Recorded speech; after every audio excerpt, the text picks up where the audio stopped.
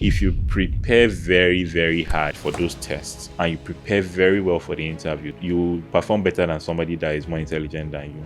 I did my youth service in Shell, by the way. Even to get into Shell was so competitive. So I think for a lot of those places, the first thing is you need to believe that you can actually get into there with just your hard work and your tenacity or persistence, which I think is more important for even getting in than how intelligent you are. So we started Sycamore in 2019. We have somewhere we want to be in 2029.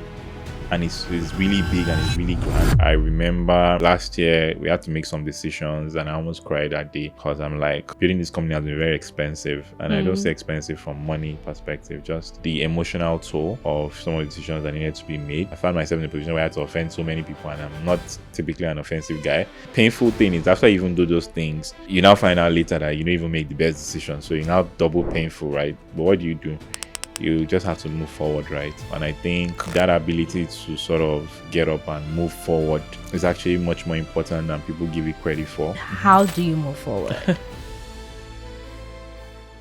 Hello, you're welcome to another episode of the Ignite Room Leadership Podcast, where we share stories about faith, leadership, excellence, and industry insights.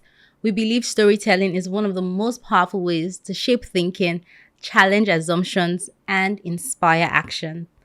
Today's conversation deals with questions many professionals and founders wrestle with. Is success defined only by growth, scale, and financial returns? And how can businesses also serve as a vehicle for purpose and impact? My guest today is Babatunde Akin Moses, co-founder and CEO of Sycamore, a peer-to-peer lending fintech platform that connects lenders to borrowers and has empowered over 100 customers across Nigeria. Before founding Sycamore, he's built experience across organizations such as Shell, KPMG, PwC, and Pizisha in Kenya, where he worked across finance, strategy, and product. He holds a first-class degree in economics from Bowen University and an MBA from Lagos Business School and IESE Business School in Spain. Beyond business, he writes on productivity, policy, Africa's development, and is deeply passionate about building systems that expand access to opportunities. It is great to have you on the episode, Babatunde. You're welcome. Thank you very much for having me. It's a pleasure to be here. Thank you. And I typically like to start from the early days because I believe that those experiences sort of begin to shape worldviews and, perception. So what was growing up like for you? Growing up, I would say was very interesting.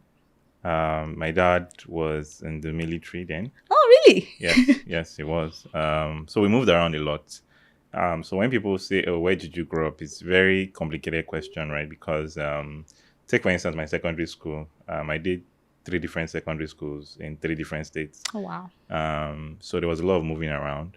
But I think one of the things beyond the home, values and all of that, one of the things that my growing up sort of helped is I really, really appreciated diversity. Because we spent time, in Kaduna. My dad was in Calabar at some point, in Jos at some point. So I didn't see a lot of differences in, Christian, Muslims, languages. I started becoming more conscious of those things as I grew up and started playing out in politics. Also, we're different like this, right? So I think, that's, I think, is a very interesting part of my childhood that maybe not a lot of people were experiencing the same way that I did. Interesting. So you are Wazobia. Something like that. And I think it's a good knowledge to have because I sort of sense that you're a man of principles. It's obvious. So I see where that comes from in a sense, and we will drill down. Yes, we will drill down later on. Yes, we will. But then let's just go a bit further into growing up. Yes. What specific experiences sort of started shaping your perception around money, business, entrepreneurship? Okay. So one of the things my parents did, I used to have a lot of conversations with my parents when I was younger, and they always indulged me. My mom, my dad, they started giving me a lot of books very early on to read. My mom, especially more than my dad. My dad used to give me a lot of power books. Anyways, we'll talk about that later. Like, 48 laws of he power. gave me 48, I was still a teenager when he gave me 48 laws of Oh, power. wow. The Prince Machiavelli was like, this life you have to, protect yourself and stuff like that. My mom was always more about, they were both in government, so it's not like they were entrepreneurs, right? My mom had all these business, positivity, motivational books. So from the earliest days, so if you go on my social media page, there's something I write, right? I write optimist and avid believer in the Nigerian dream. That optimism, I think it comes directly from my mom, right? Because she would always say something about just be positive, up till today, tomorrow, even like I'm getting old now. And she always gave me like material to sort of reinforce that power of positive thinking, um, just try and be a good person, all those very, very important values. I didn't even know at the time that many of those things had underlying principles in the Bible, right? So just be good to people, you treat people nicely, respect people. Even if I was learning all those principles subconsciously, it was later as I grew up that I found out, all these things, there is an underlying direct line to how it is with the Bible, because you can almost find scriptures for all those things. But that is how you should live day to day, right? So I would say my parents and with their books and their conversations and being open to questions and answers. Even my dad was very strict, right? But he always explained things. And my mom also, gave me a lot of those books early on about like positivity, good values. I think very, very important. So I would always say, look, tell parents now, and I'm already doing that for my kids. Um, you know, be Allow your kids be curious and indulge their curiosity to the extent that is reasonable. Give them books. It sounds very simple to say just books, but that fundamentally really shaped my whole attitude towards learning and really just positivity. Thank you so much for sharing. Yeah, welcome. Before Sycamore, you Yeah. worked in very competitive spaces. Yes. Right. Shell, KPMG, PwC, and the Yes. rest. How would you say those environments shaped you? Yeah, I think those places were very big blessings. In more way than one. One is I sort of okay. The first thing my first boss in Shell said to me was, "Today you're too gentle, you're too cool. We need to take you to consulting to go and toughen you up, right?" So I would say there was a little bit of that as well in the corporate sense of if I'm correcting you strictly, I'm not doing it because it's personal or because I don't like you. It's like, "Oh, you did a terrible job," and it is not a criticism on yourself. It is just the job, right? So you sort of get used to that type of feedback. So when you're dealing with, some people and you're telling them, "Oh, what you did, I will grade it 2/10 or 0 or -5, whatever," right? People tend to take it personal. I think you quickly learn in consulting that, look, you are different from the work, right? But I mean, work is very important. I think the level of rigor too, in those places, it's phenomenal, right? Just really doing in consulting sometimes if you staple a paper, two papers together, and the staple pin is bent in direction, you can't do it again, right? I'm never talking about the work. So somebody is asking you, they're giving you work to go and they're returning your work to you, and you think it's because you made it typographic. That's even too much. It's just the staple, the angle going of the too far. stapler. Yeah, you're going too far, right? So there's just a level of attention to detail. And so when you then come out and you're trying to apply that level of rigor to people that have not been exposed to it, it's like you're doing too much. Your own is too much. You're wicked. Somebody actually I partnered with, and I was trying to explain some of these things. The person said I'm wicked. I never heard anybody call me wicked before, so it was surprising because of my personality. And just should I say structure? Very, very important. That structure of how a business should be, how you should motivate people, how money is important to a business. I think, and as I always typically would say, right, anybody that has read me for a while who knows that I always like to encourage younger people to go and work first, or some level of stewardship, really, because there's just so much you learn that you're absorbing without even knowing, which has been, I think, one of the drawbacks of remote work. It is great, but there's a lot of experiential learning that you don't get, because you're in an office, you're sitting with 50 people. People are doing different things. So somebody's correcting somebody, you're seeing how the person is receiving it. Somebody's making a presentation, you're saying it. You might not even be involved in all these things, but you're just absorbing it quietly, gradually over time, right? So I would say, yeah, and because of one last thing, because of how excellent all these places were, you start to enjoy working with really smart and driven people. It's an amazing thing when you're working with somebody. You come in and you're like, oh, I was the best student in my state, and somebody says, oh, I was the best in Nigeria. Then the next person says, oh, I was the best in West Africa, There are levels to this and thing. on and on and on. And you're meeting these guys, and you're like, oh, my farm is still small. So it's really amazing working with those kind of people, and you just sort of set a higher standard for yourself, which is also very good to motivate you and drive you to do more. I think that you've had a lot of rigor growing up. And Yes. to be honest, it explains a lot of things about you. Yeah. I want to know, Yeah. how did you get into these spaces? Yes. Okay. So that's a very good question. So first off, I would say I'm a beneficiary of some level of grace, luck, privilege. Tell us. I wouldn't say that. So my parents weren't exactly rich, comfortable, very comfortable, but not rich, right? So I think that I don't know where it came from. Probably from my parents too, as well, right? There was just this urge not to just try and do well, to just try and have excellence as a standard, which again, also, a biblical principle that I'll later learn, where you should put your heart into your work, right? It's somewhere in Colossians, and I saw that, I'm like, okay, so my dad is not crazy. It's actually scripture. So in terms of, after university, I just had this thing where I was like, I didn't want to enter the labor market. I don't even know why I set that target for myself.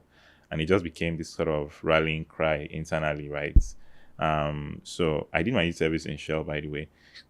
And even to get into Shell was so competitive, so competitive. But I think something that I got, which I'm not sure where it also came from, is the fact that you not necessarily need to know anybody to get into those places. And honestly, when I finished and my dad wanted me to go abroad for my master's, and we argued and argued over it, and I just came and said, I've gotten a job in a multinational consulting company. It's like, who did you know there? I said, I didn't know anybody. Just saw the advertisement and I applied, right? So I think for a lot of those places, the first thing is you need to believe that you can actually get into there with just your hard work and your tenacity or persistence, which I think is more important for even getting in than how intelligent you are, because the process of getting into those places is what is test and interview, basically. So if you prepare very, very hard, and I say very hard, like you're doing your final exams, right, for those tests, and you prepare very well for the interviews too, you would perform better than somebody that is more intelligent than you, because it's a function of preparation for that process, right? And that's something I quickly learned. The first ever assessment tech I took was Accenture, then, and I failed horribly because I just walked in thinking I'm a smart guy, I'm going to ace this thing, and when I saw it, I'm like, okay, I'm definitely failing this, and I failed, I was sure. And it just sort of a wake up call that, wow, these guys are not playing. And then I started really, really like studying and really, really preparing. But these ones are more tips for entry level jobs. It's really about the test and assessments and in interviews. But then when you go higher, then it now becomes more about social skills, ability to make money. Entry level, nobody's really checking your ability to make money. It's like fresh. You're looking for what I call raw materials: attitude, grit, hard work, honesty, integrity. If you have those things, those companies will gladly take you. And then when you now start going up the ladder, you start checking for things like, can you speak well, like you? Can you make presentations? Shall call me. Can you make money?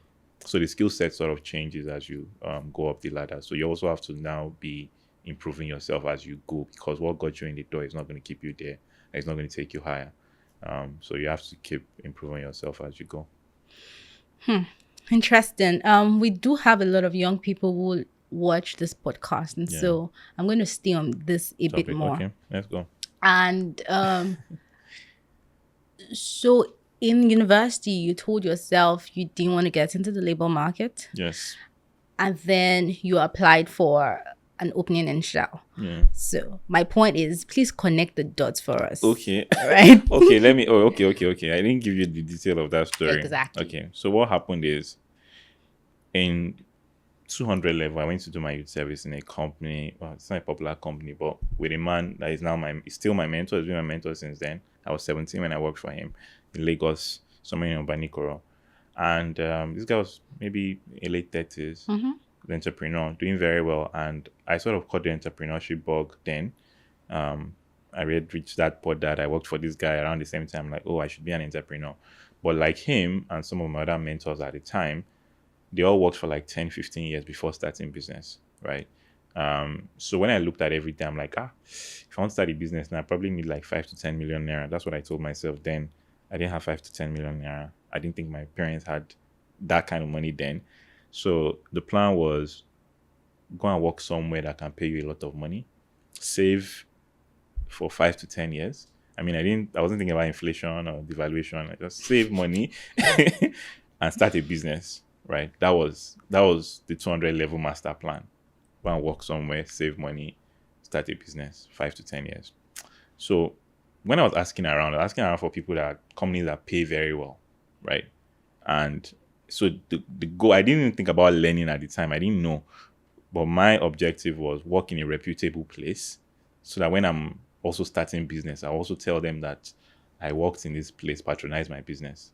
I was very young. You see all this plan. I love thinking the about idea. Yeah, it's very nice idea. So when I asked around, then they told me that Glow was paying 120K a month. Okay, no, that's very good. I won't mind. They said the MTN and a few places, but the highest I heard at the time was Shell. Shell, they told me was paying 200K per month. And I said, I'm going to work in Shell. I'm going to save like 100K every month for like 5. I didn't even think about promotion. These were all pipe dreams. And, lo and behold, I used to do a lot of tutorials. I mean, I quite good at math. Coming from a science background into economics, I was teaching a lot of people math. Just a quick pointer. Yeah. You actually teach well. Thank you very much. Even on your social media posts, there were a couple of things that were happening, like a couple of federal government information policies and things. Yeah. I remember just coming to your page so like I could understand what was happening. So yes, you do teach well. And when we were in Port Harcourt as well, you really broke down. I feel like you have that. Thank you very much. Gift. So yes, just wanted to chip that in. Thank you very much. I mean, it's been very helpful. One of the people I thought happens that his mom works in Shell. And he took me to his mom and said, this is the guy that helped me pass math. And I'm like, okay, this Shell I've been looking for. And then I went to the mom and told the mom that, Mommy, please, I would like to work in Shell when I finish. She said, okay. She told us and him that let us, if you finish with the first class and you can get into Shell to serve, they're going to retain you. That's what she told. So me and my friend, we applied for Shell to work as Shell coppers 2 years before our youth service. God, right? Planning. Serious plan, serious plan. In fact, I saw the letter recently and I was just laughing. Very terrible. My handwriting is very bad. Thank God for laptops and stuff. Anyways, it's a very long story, but we got posted to Shell. Where I helped somebody in NYC. Very long story. We got into Shell again. We had to compete to enter. I wrote about it recently, how I had to do an interview to get into Shell for youth service. But guess what? 3 months into Shell, I got the whatever that they were not going to retain me. Why? Apparently then they didn't really retain commercial graduates, economics, accounting. They were looking for engineers. So people that were retaining were chemical engineering guys or subsea engineers, blah, blah, blah. there was nobody that was there from NYC. All of them worked.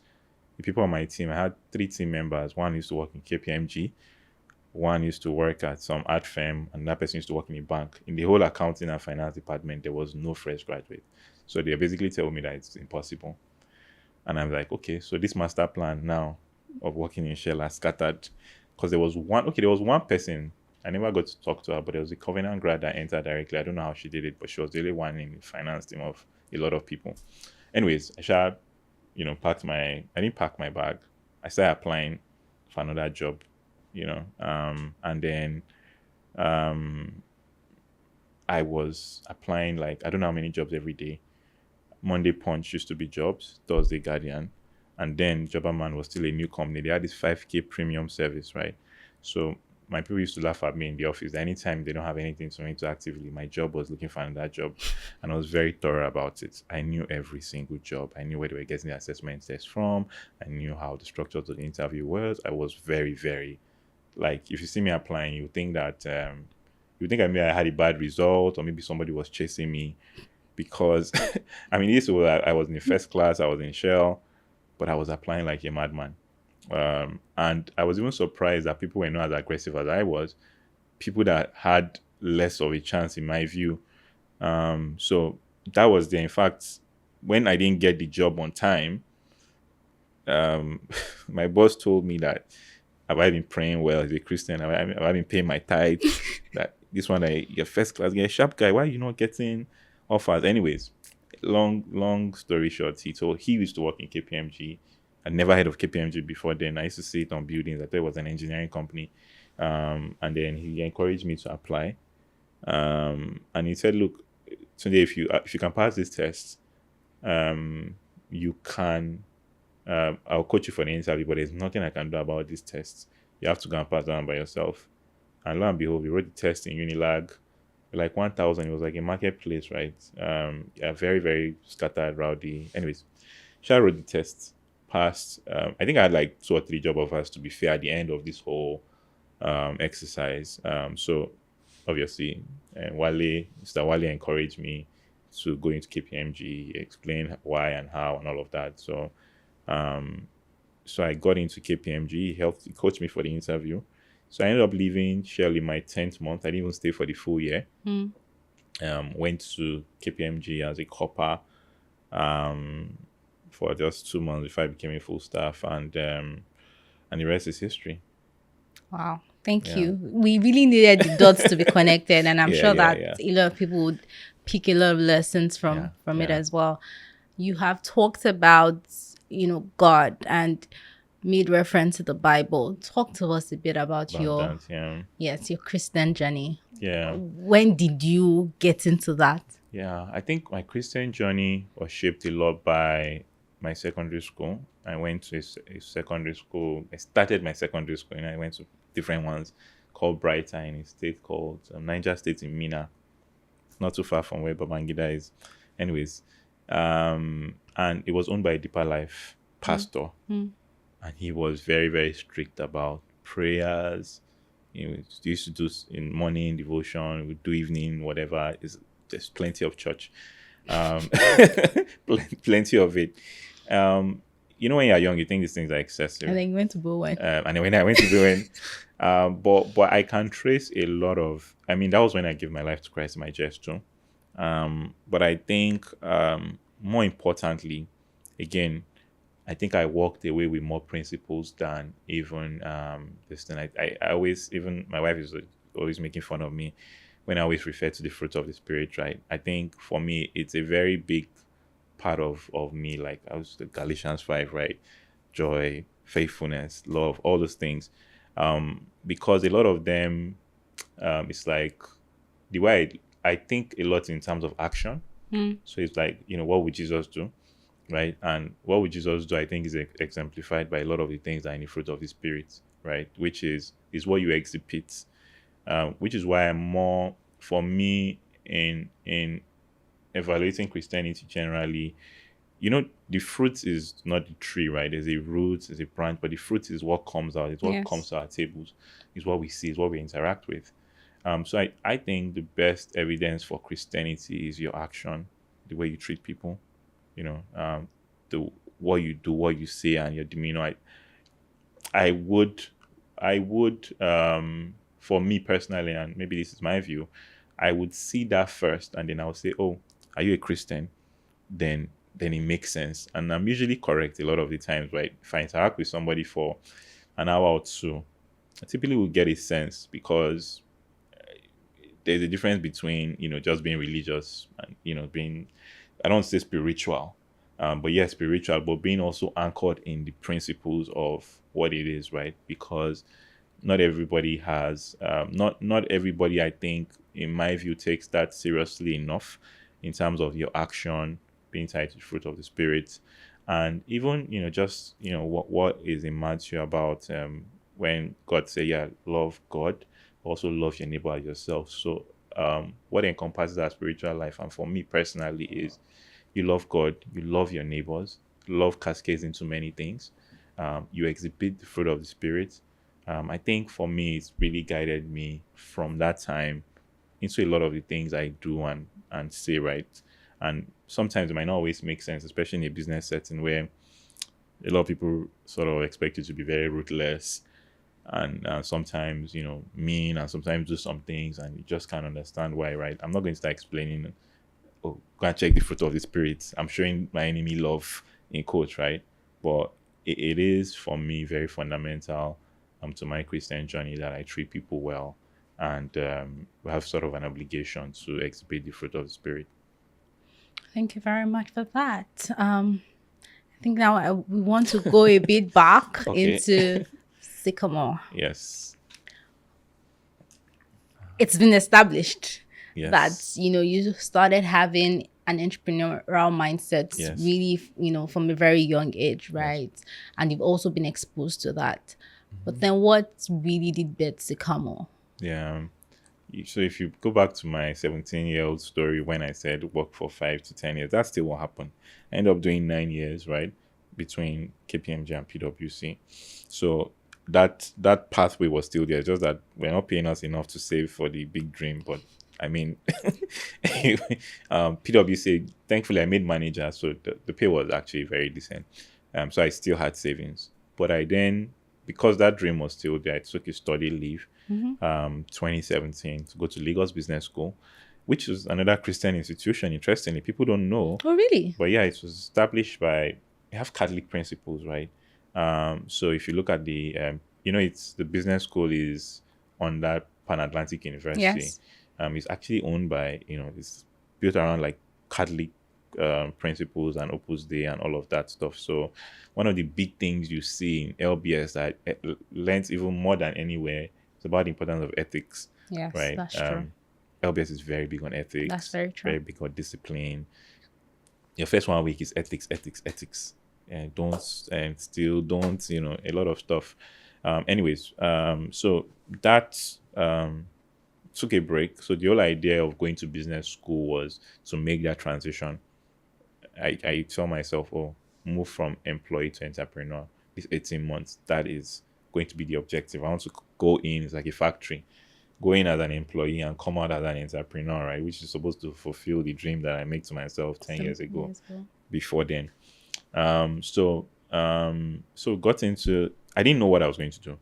I think I wrote a few ideas and ended up doing none of them. I don't need to, that's another gist. Anyways, so LBS, met Onye, met Maiwa, and we're just talking about our experiences with credit and the financial industry. We'd all tried side hustles before. Obviously, within the 7 years, I tried other things. Not like I was just, I mean, I was working, but I like side side hustles. hustles, yeah, side hustles. So we're just talking about how difficult it was for businesses to get access to credit. So two things sort of was very obvious about the opportunity. One, there were millions of SMEs in Nigeria that didn't have access to credit, and so there was a financial opportunity in solving this problem. Right, the bigger the problem, the more the more the opportunity, even financially. But there was also an impact story there where again, LBS is also big on impact and this thing, right? So we don't believe anybody that's been through LBS, and LBS has been through you too. We always try to explain the fact that impact and purpose and profit or money, they are not mutually exclusive. In a lot of the big problems you solve, there is impact and there's profit usually, or there's purpose and profit. Anyone, you want to look at it as. So it's like if you can help all these businesses get from point A to point B, you're making a big impact. They're employing people, they're paying taxes, they're adding value to the economy. So there is actually a very big impact that's going to be made if we can help thousands of businesses, right? And then there's money to be made, which is a good result. Or how do I even say that thing? Money is just a good output to what you're doing, right? So it's take the two boxes: purpose, profit, or money, whatever. And we're like, okay, so let's tackle this problem. And the name was actually inspired by the Bible, by the way. Sycamore, yeah. Yeah. So when Zacchaeus climbed the tree to see Jesus, we're like, that's how we're going to uplift SMEs financially too. Preach it. So that was how the name came to be, and I guess the rest is history. History is still being written. Okay. Sycamore has also had a lot of traction. Yeah. Right. What was it like when you were building it? Yeah.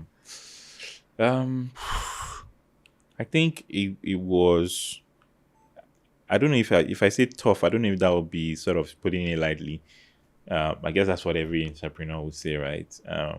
But I think, I was listening to Aliko recently, Dangote. He said if he knew how difficult the refinery would be, he might not have done it, right? It's similar this thing, right? If maybe not, I would still have done Sycamore either ways, but I've done it differently. So we started. There's a lot we didn't know when we started.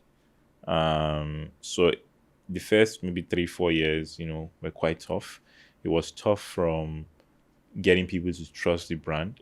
Again, see all the brands I've been affiliated with, right? So for almost a decade of my life after school, I walk into a room and I tell people I'm from Shell. I can remember, anyway, Shell, I'm from KPMG, I'm from PwC, and they're like, oh, they'll treat you well. When you come in, like, from Sika what?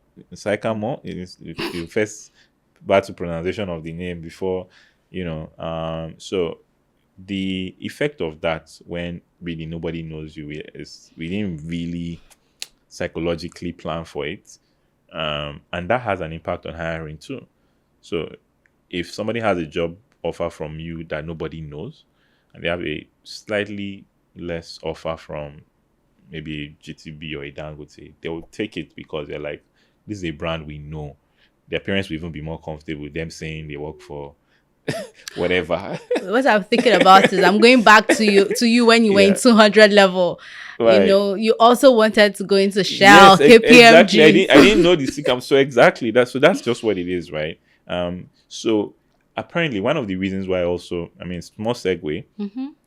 That's part of the reasons why people make announcements, which I didn't even understand then. So when somebody comes and says they've raised $5 million, people think that they are just announcing. No, it's also a signal to many people. It's a signal to investors. It's a signal to employees. Because one person we interviewed then said, I've not seen you guys in the news. You guys have not raised any money. And I was like, okay, I didn't really connect the dots. And later I sat with that. There's some moments I get home with and I sat with it. And after I processed the entire conversation, this guy was basically asking if we could afford to pay him for the next 12 months or 2 years, because he didn't see that we raised millions of dollars anywhere. He doesn't know me from anywhere. So it's like, guys, how do I know that you can pay? Right? So again, even with all the books that I'd read, that even learned about press, I didn't even understand the power of messaging, the media, the press. This is just one of the small things that we've had to learn over time. I think we also sort of maybe underestimated just how long of a journey was going to be for us to even get the traction that we did, because things just didn't stabilize for a while, which I guess is normal, right? But I think one of the good things that we had going for us is the fact that we actually wanted to solve a problem, and that sort of kept us going, because I think a lot of people have closed their businesses for less things that happened to us. If I look at some of the things that we had to survive, right? businesses have been through much less and they didn't come out of it. Um, yeah, so I would say it's yeah, I the think struggle. I think it's a good place to actually congratulate you Okay, and the Sycamore team. okay, thank We you very saw you in the much. news. Right, I yes. feel like every time I've seen you, I've always had to congratulate you about Yeah, a yeah, Sycamore milestone. So yeah. congratulations once again. You're Thank you very much. significantly oversubscribed. Yes, Yeah, congratulations to the team. thank you. And I'm curious to know when Sycamore hits, these milestones, what compared to doing a comparison, right? Mm-hmm, How do you still stay anchored in this is great? mm-hmm. However, we still have a You still goal, have a we still have a goal. target. Yeah, yeah. I think so. Interestingly, somebody said that we've sort of been on a winning streak since 2024. Um, Congratulations. I love it. Thank you. So I think we've been in news for good reasons. We're in the news for a very bad reason in 2023. That almost killed the business, but I won't talk about that now. But yeah, but from I think 2024 we won this, 2025 we won this, 2026 we won this. I think part of why a lot of people have admired the growth is also it's been organic, Mm. because I've always been sharing. I shared moving to offices, major milestones, and it's like okay, step one, step two, step three, and you could if you go on my whatever and read me from 2020, you can practically just see everything has been behind. There's no magic in the growth really. So I think for me, it's like the announcements have always come, in my view, slightly later than our capacity. So when they happen, it's like we've already passed that point. I'll give you a good example. In 2024, we Mm-hmm. won the NSI prize out of I don't know how many thousands of startups and $100,000. Um, uh, it was small for our capacity at the time, but because a lot of people didn't know us, it was like, oh, this is a big deal. This is a big deal. I'm like, okay, you know, Bigger than that. actually, yes. And because we also think for the long term, so we started Sycamore in 2019. We have somewhere we want to be in 2029, and it's really big and it's really grand. So when you congratulate on something that we did last week, Mm. I'm like, 2029 goal. it's still far. We're still nowhere near where we need to be. But that has a small disadvantage, right, for me personally, and it's something I need to improve on, which is I'm not very good at celebrating current wins. I sort of move on too To the next quickly. one. Yes, because of that bigger, goal, right? And I like to think in decades. So I'm going to be 40 in a few years, for example. I'm already thinking like, okay, what's the next 10? I mean, from my 17 um, plan to entrepreneurship, Yeah, I and remember. all of that. So I think it's just in comparison to where next. But I'm learning more to just be grateful in the moment, Mm-hmm. because there was a time when this would have felt like everything, right? And I didn't even know how and when. So you don't want to belittle it, now that it's happening. Okay, thank you. As a founder, what would Yeah. you say has been your greatest mindset shift? Yeah. Um, and yes, just looking back in all the years, Yeah. what would you say has been that huge mindset shift? Huge mindset shift. I think there's been a few, but I'm trying to look for one in particular. I think that I just said this recently, but it's still valid. I think I might have overestimated the importance of the pedigree that I was coming with into business. How do I mean? Um, I Did you say I overestimated? yes, Okay. yeah, yeah, yeah. I mean, I think I thought that my background from all those places would open more doors than they actually did. Hmm. So a lot of people didn't seem to care, especially in the first 2 years. Oh, okay, yeah, ex-KPMG. So what? Oh, you had first class. So what? It's like, who that one help for market? I mean, it's nice today. And people are looking at your whole journey and they can see all these things. It's a very sweet story to tell. But when we're working from my house and we're just three of us with crappy laptops and all of that. Nobody cared. Let me not say they didn't care, but they just couldn't be bothered. It's like, oh, nice, oh, very nice, you worked here, oh, nice, thank you, come back tomorrow, or no, come back, safe. So I think sort of learning that it's day one at different points in time, and then you have to build value where you are, to sort of maybe get, I don't want to say validation, but the value has to be created where you are. So I think about it like this, when you're when you're in primary school, you think a lot about getting secondary school. Yes. Then you enter JS1, you're the smallest guy there. Then you're thinking about university. When you enter university, you're 100 level. You start again. You're thinking about working. When you get to this thing, you're the fresh graduate, they're going to send to go and make coffee.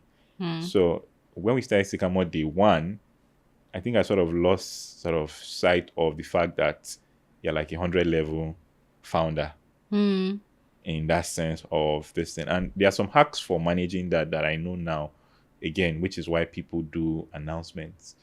People don't really consider you a sort of like newbie. If you land on day one and you say you've raised $5 million, they're like, this guy has money. Yeah, come, let's talk to you.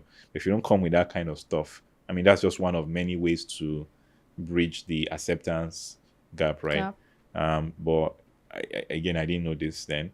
And we just had to gradually build value and momentum. But one thing again is there was a part of me that just believed that we're actually building this thing and eventually we'll be there, right? So when I remember early days, I LBS invited me to South Africa. I went to speak somewhere and I introduced myself, right? And obviously Sycamore was like less than a year then. Nobody knew Sycamore, obviously.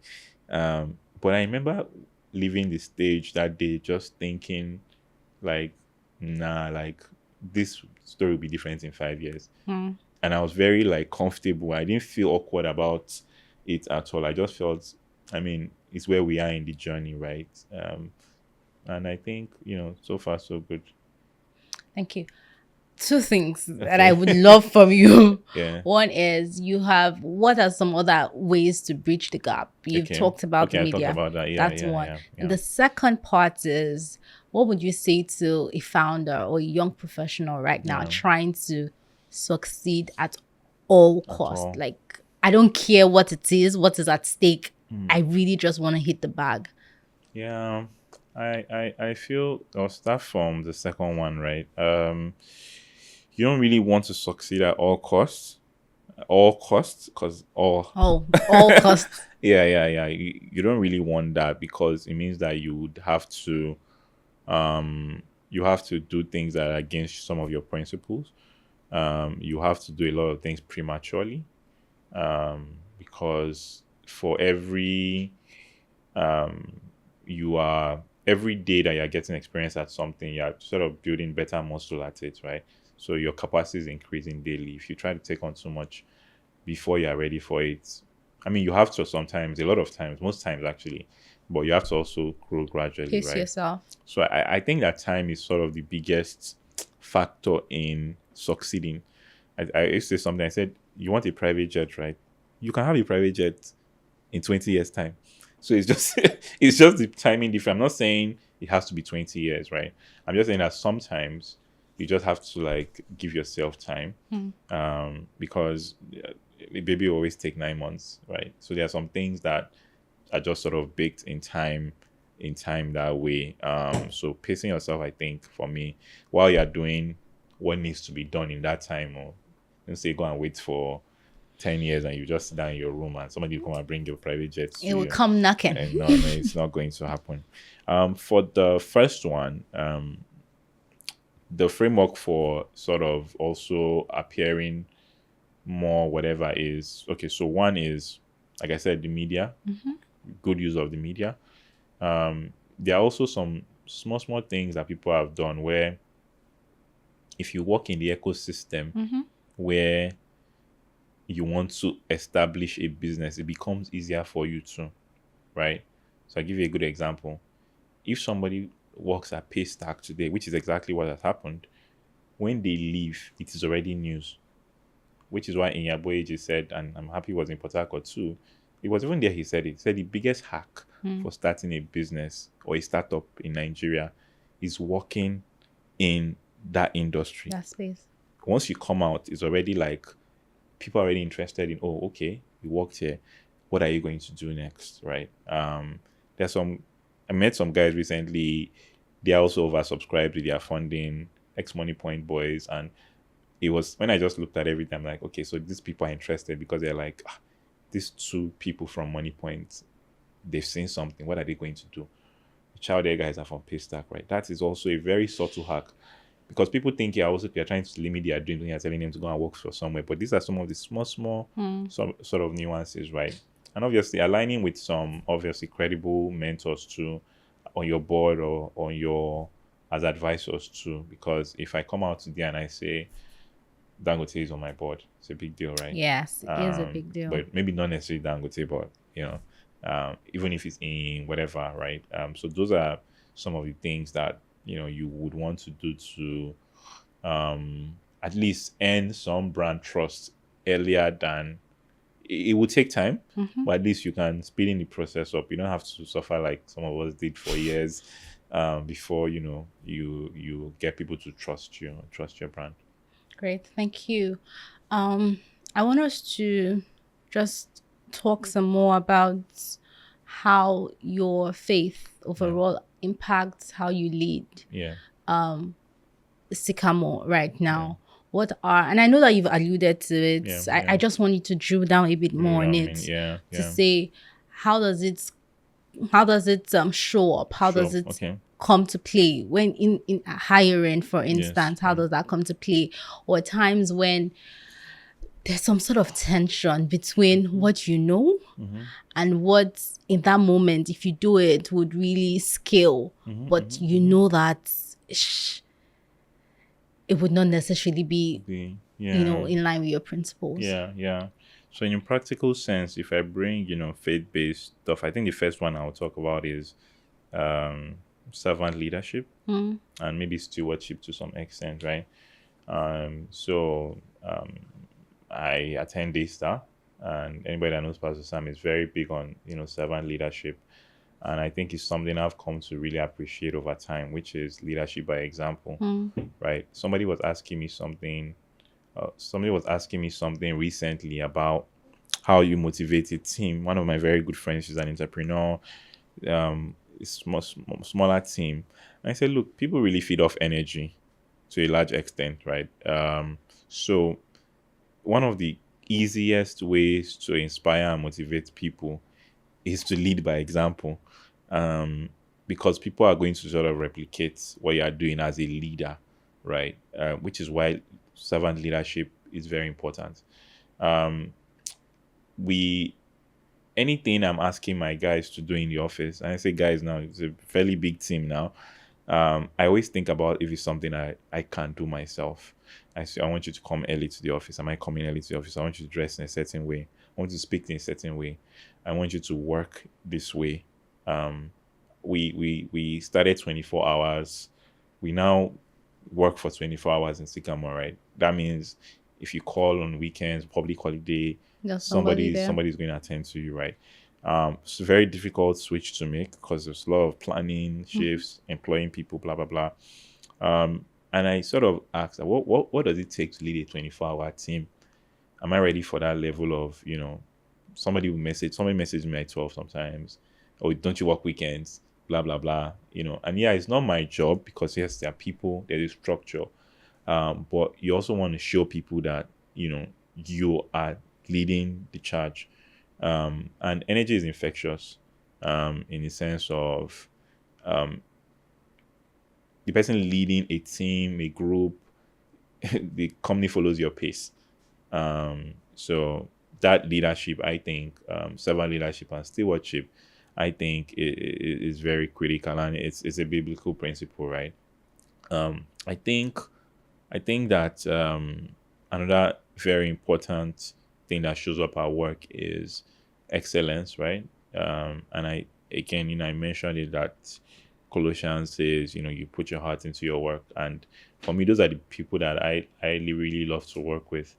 Before I used to describe it as passion, but now I don't know why passion for some reason is overused in my view. So I always say, do you put your heart into your work?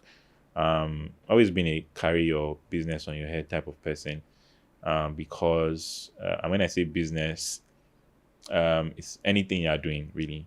If you're sweeping, sweep very well. If you are cleaning, clean very well. And really, really, really just put your heart into it, which is one of the reasons why side hustle is difficult. It's hard to put your heart into more than one thing and two things, right? It's hard. It's not impossible, and you can do it in phases. When one is now on autopilot, you can now face another one. But in terms of your primary, most productive time, it's going to be somewhere, right? So that excellence is also very important. I think, last but not least, something else, again, coming back to fruit of the spirit, I think love and respect for people is also shows a lot, but it's very difficult to balance in the workplace, right? Very, very difficult. And I say that now because one of the criticism I face is I'm not tough enough on my guys. I'm not. Really? Yes, actually. So some my ahead of we call it human capital in Sycamore, we call it human resources because I believe people are more important than that. So she says something that that my empathy has rubbed off on them too much, right? Because something happened. I can't even remember what happened, but there was something that we're supposed to take maybe a very Drastic step. yeah, and she's very strict, and she was like, boss, this your empathy is now affecting all of us, you know. And I just laughed and I said, okay, well, you also don't want to build complacency, or you don't want True. policies and rules that are not followed. True. But I think some of it can have a human face. It doesn't always have to be gra or this thing. Again, those things are, it's like, yeah, deep principles. It's not something that I would just show you in the Bible and say, okay, this is it. Go and love, go and respect, go and be faithful. But it is something that sort of shows up in the everyday decisions you make, how you sort of give grace. You can apply sanctions without necessarily being, or you can disagree without being disagreeable. And there are some things, and I like policies because it helps you just deal with the issue rationally, right? If I say we're going to sell 1 million naira, we did not sell 1 million naira, and we agreed in Q1 that if you don't sell 1 million naira, this is what will happen. So if you don't do it, I'm not going to start saying you're stupid, you're mad. There's no need. It's just like, oh, this is what we agreed. This is what you did. This is what we said will happen. Any arguments? It doesn't have to be unnecessarily confrontational, right? So again, those are just some small things, and I think there can be a line between love and tough love sometimes, and some people can't take it. Again, because I was raised in a military background and I'm very logical, I can give very direct feedback sometimes, and I'm just saying the facts, but some people can interpret it as being tough. Yeah. And generally, I don't think so, but hey, it's what it is. It's what it is, exactly. Alrighty. Talked about having a 24-hour clock at work. Yeah. And I'm just curious to know, how are you able to harmonize it? Being a husband and a father. Yeah. How does that come to play? Yeah. So first is decision to go 24 hours was sort of to, how do I put it now? I give some of my competitors some expo here. Anyways, it was supposed to give us an edge in the market where people can't get certain type of services, right? So we have billboards outside. Sycamore, you can get 100 million within 5 hours. That's our value proposition now. So what we asked ourselves is, if somebody needs 100 million naira on a Saturday, where would they get it from? There are very few places to get it from. Okay, you get it from Sycamore, right? Come to us on a Sunday. Come to us on a public holiday. If you have your documents, you have everything, we'll get it to you. Again, like I said, very difficult, very, very difficult. It took us almost 6 to almost like maybe like 6 months, no, 6 months to really sort of build it out, because there's some teams we have to look at. So okay, so support, somebody calls in the night, tech, who is going to for the issue, who is going to be available for sales, a lot of arguments. Are we going to pay overtime? Are we going to pay late hour fees, public holiday bonus, blah blah blah blah blah. Plenty of policies went into sort of making it happen. On my part, obviously it's a system. So as I am now, people are doing this work, right? But in terms of balancing it, I wouldn't call it a balance. I like to say work-life integration, right?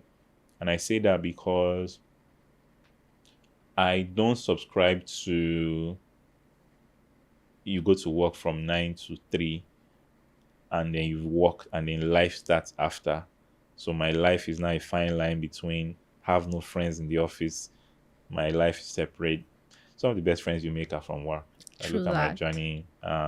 People, I met my wife in PwC. Come So on, we're coming to exactly. that story. So it's I think there is a healthy mix to be had. And thankfully, I have a family who really understands. And things are also a bit more fluid with technology now. So even these 24 hours that are talking, a lot of it is done from home too. So I can be with my baby and I can be responding to something at that time, and it just works well, right? But sometimes, especially again as a leader, everybody's sort of picking up on your pace, so you have to sometimes make sacrifices, right? And it sort of helps to have an understanding partner and family too. I'm smiling because in my head I do have a thought, and I'm like, do I? But it's getting the better of me. Like when you say you can be with your baby, you mean your baby or your baby children? Both. My baby and my babies. Oh my days, I mean, but absolutely love that. Yeah. And what scripture would you say anchors you when it comes to family and work? Was that your go-to scripture for all of these things that you do? Yeah, I think it's still going to be Matthew 22. Love God with all your heart and love your neighbor as yourself. It captures so many things, right?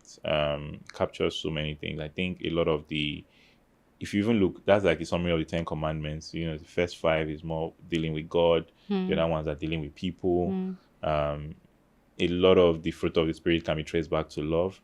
And I think that if you love God with all your heart, you tender well to the things of God in terms of spiritual life. And if you love people too as well, you'll just be respectful. You'll be a good person. You'll be polite. You'll not take what is not your own. You'll not be unnecessarily mean to people, right? And I think for me, I would just want to anchor a lot of things to it, because my family, my work, I owe a duty to my customers to give them great service because I love people. I have a duty to my family too, to provide as evidence of my love as well. And it's I think I just really would anchor a lot of things on love for God and love for people. Okay. You talked right now about customers and clients. Yeah. I'm sure that you have a couple of stories that make you go to bed at night and you're like, oh, thank God Sycamore came to being. Can you Yeah. share a few with us? Okay, so it's stories from my customers, or I'm not sure I got that. Like, what kind of customer stories? Like The good stories good things that, we've done, of or course, stories okay, of, customers who, that if it hadn't been for come on, Sycamore, their yeah, dreams they would, I come mean, through, yeah, maybe yeah. it would have come true, So but at a much later time. yeah, I get. I mean, there's so many, so many. I wouldn't even know where to start. I mean, recently, this same billboard of 100 million, within whatever, somebody saw it by 10 p.m. She's a pharmaceutical business trying to do a supply, and it wasn't going to happen, right? And salaries were at stake, a lot of things were at stake. He sent me a message by 10 p.m. He said to me, I just saw your billboard. Is it really possible that you guys can get money this quickly? I said yes. He said, okay, she doesn't even need 100 million, she needs 30 million. And we started work 10 p.m. I got my guys involved. blah blah blah blah blah. She got the money the next day, and she sent me a message to say that she can't believe it's possible. She couldn't believe that it's possible, right? And that she's wild, and blah blah blah. So many stories, right? I don't even, yeah, so many of those stories. There's a particular customer, also a woman, running a restaurant. Um, had a fire, so things burnt. There was insurance, right? But as insurance, it takes time, claims, blah blah blah, and also, we came through within record time as well. Um, and also, people are sort of in this belief, but that's part of our credit promise, right? Which is big loans fast. That's how we summarize it. It's very difficult because there's risk, and there's this whole thing of people don't pay back, people don't pay back. Yes. So it gives us a lot of work to sort of do in a very short time. But nothing good comes easy, right? And that's why we always have to be at our best A game. So yes, there's so many of those types of stories. I feel really emotional right now, and I'm just glad. I'm sure that you go to bed, and the team also goes to bed at night. It's a Yeah. lot of work, Yeah, but then you're like, yeah. we made it happen for Maybe someone. Yeah. So on the flip side, there's also some, not so great days. There are days you almost go to bed crying. Somebody great might just want to resign. A customer gives very bad feedback. Somebody's suing us for something. So there are many things that can go wrong. I remember last year we had to make some decisions, and I almost cried that day because I'm like, this building this company has been very expensive, and I don't say expensive from money perspective, just the emotional toll of some of the decisions that needed to be made, and the kind of sacrifices that it took in terms of relationships with so many people. I found myself in a position where I had to offend so many people, and I'm not typically an offensive guy, but something needed to be done. Painful thing is after you even do those things, you now find out later that you don't even make the best decision. So you're now double painful, right? But what do?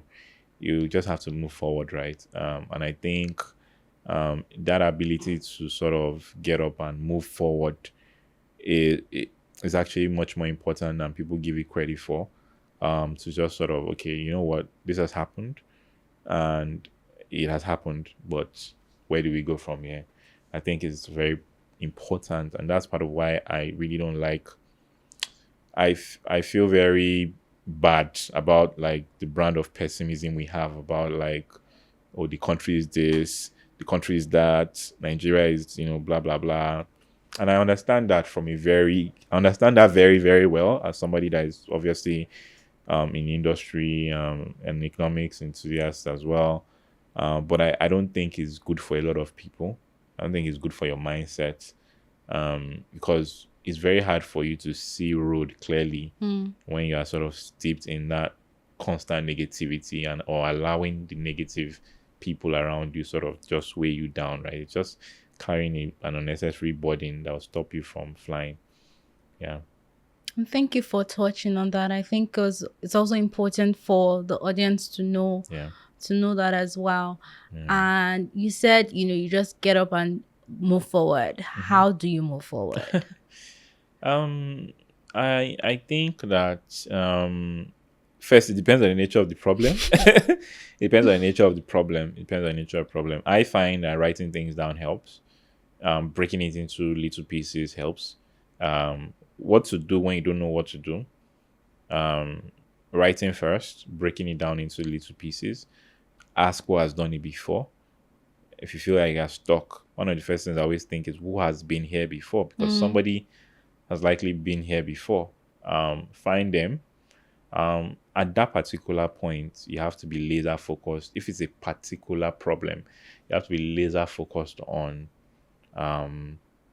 solving that thing, right? At that particular time, it's not the time for balance, and hopefully you have people around your life that would understand that, look, you're dealing with something and you need to really face it. Some people won't. Some people will be offended that not pick their calls or something, but you deal with the collateral damage later.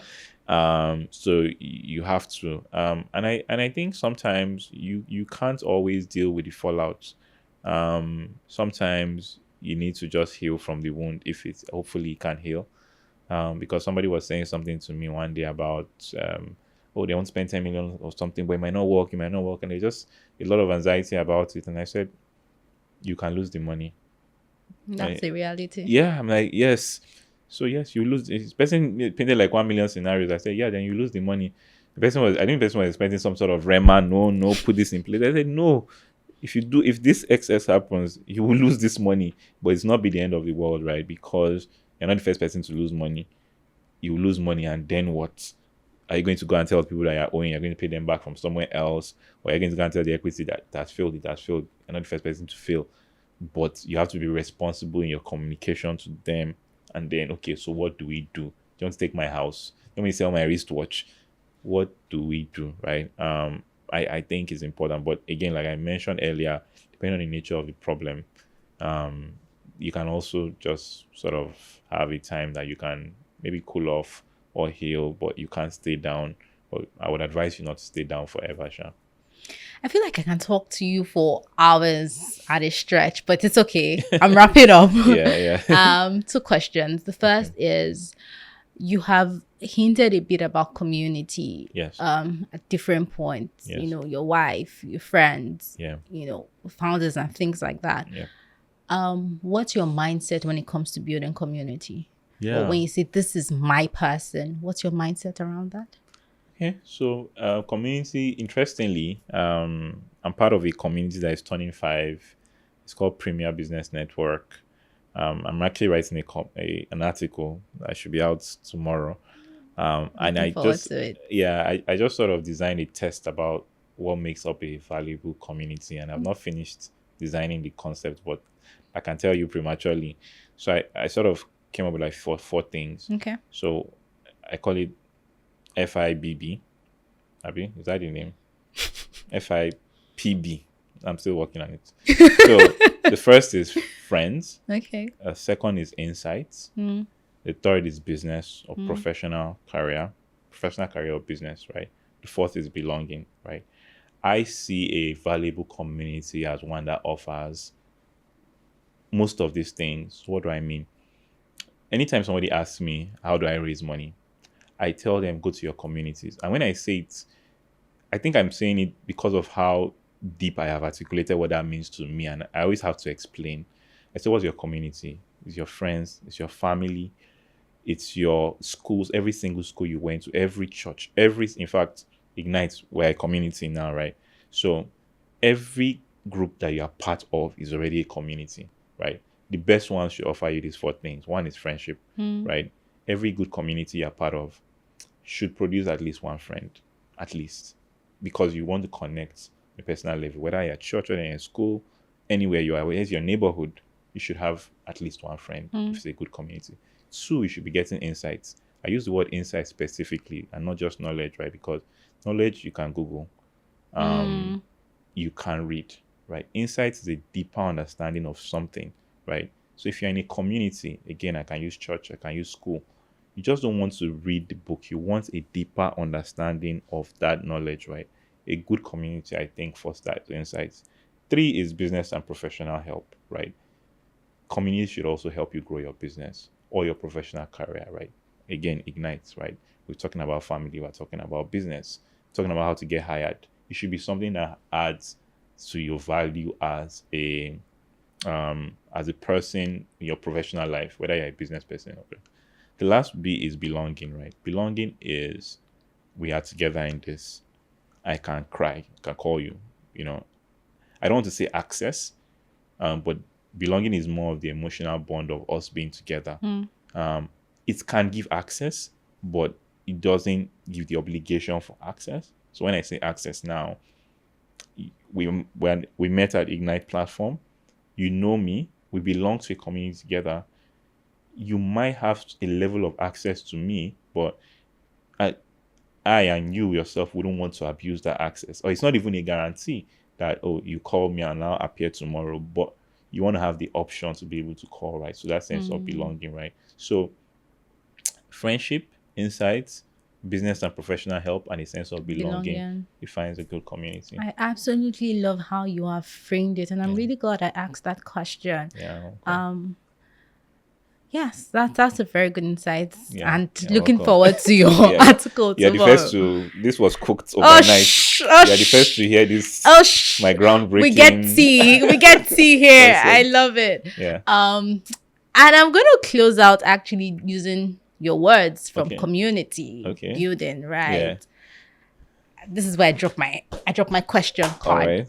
Well, So let's picture this. You are in front of young professionals. yeah. People who are starting out as founders. Yeah. What insights? Insights. Yeah. What insights would you share with them just from your heart? Yeah. Yeah. That's. It's a setup. It's a setup. It's a big setup. So every time I give advice, I always talk about the first thing for anybody to consider is we are all different. And what I'm about to say now, how do I say it now? It's very important for you to understand where you are. Everybody's situation is different. And it before you start going in any direction, I think that's the first thing to understand. How do I mean? Madam Kemi Adeosun, ex-minister of finance at the platform, was saying something that you would ask people about, you see somebody doing something, but you do not understand. Maybe somebody is selling a particular top. Maybe this is your jacket now. They are selling it for 100 naira. And you don't understand how it's possible because you know where the fabric is from. You know where it's, and based on your understanding, it should be 100K. But somebody is selling it for 100 naira. You don't know that this person is a trust fund baby and their father is rich or their wife is rich or whatever, whatever the money is coming from. You do not know, right? So in taking advice, the first advice I would give is everybody should filter for where they are. I couldn't have done Sycamore, for example, at the time. If I had 3 siblings I was paying school fees for, I couldn't have quit a job because I have that obligation. So you might not be able to do exactly what I did. And I'll be a hypocrite not to tell you that that's the truth of it, right? Some people are more fortunate than myself, where their parents are able to say, take $10 million to go and study business. And they won't tell you that they got it from their parents, but they're just billboards, ads, influencer, blah, blah, blah. You don't understand that. Or you don't have the obligation. So I think I always tell people, like, context, your personal context and situation is the first thing. Second is I think that time is one of the most underrated thing that people don't use well enough. I think so.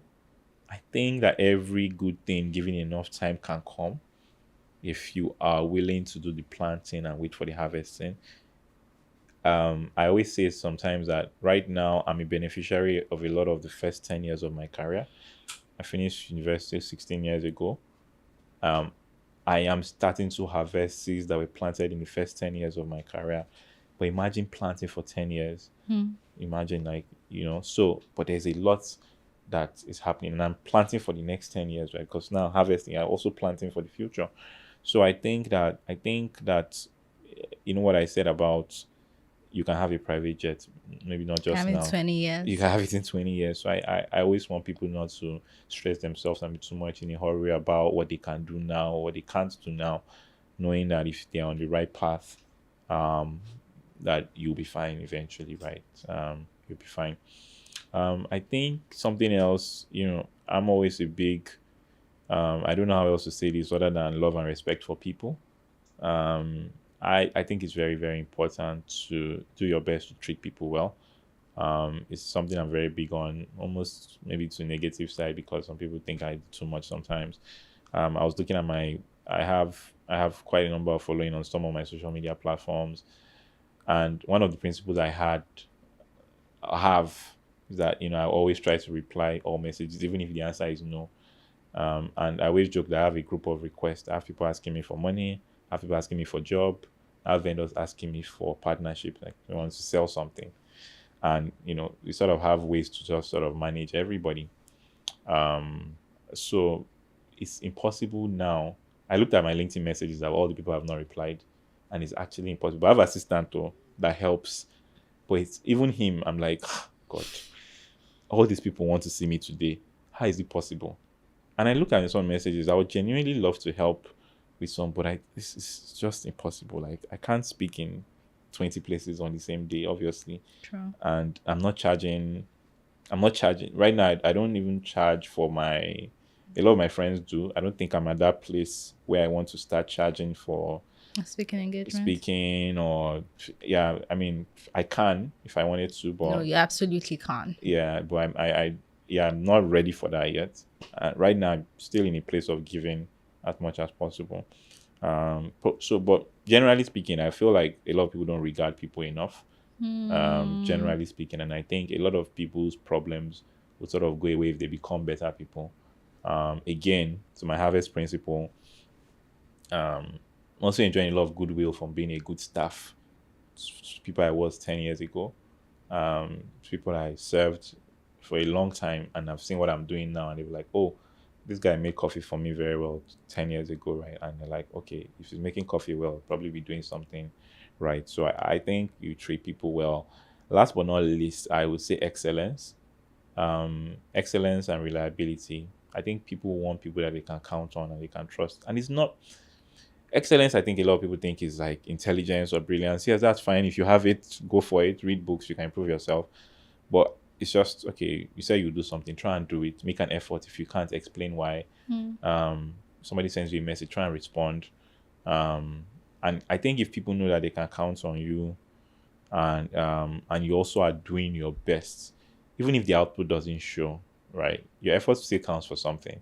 And yeah, people want efforts, they want results, not the effort. I don't want to hear blah blah blah. But eventually the results will come. You know what they say? Somebody explained something to me very profound in secondary school. You know, they will still count own goal as a goal, right? But Yeah. it's usually pressure that causes, Own even goal. if you didn't score, you are putting pressure around the opponent's goal post. They're You bound sc- to make mistakes. You will score eventually, right? So you keep applying pressure, keep putting effort. And I think, that's how you sort of achieve excellence, right? You give your best.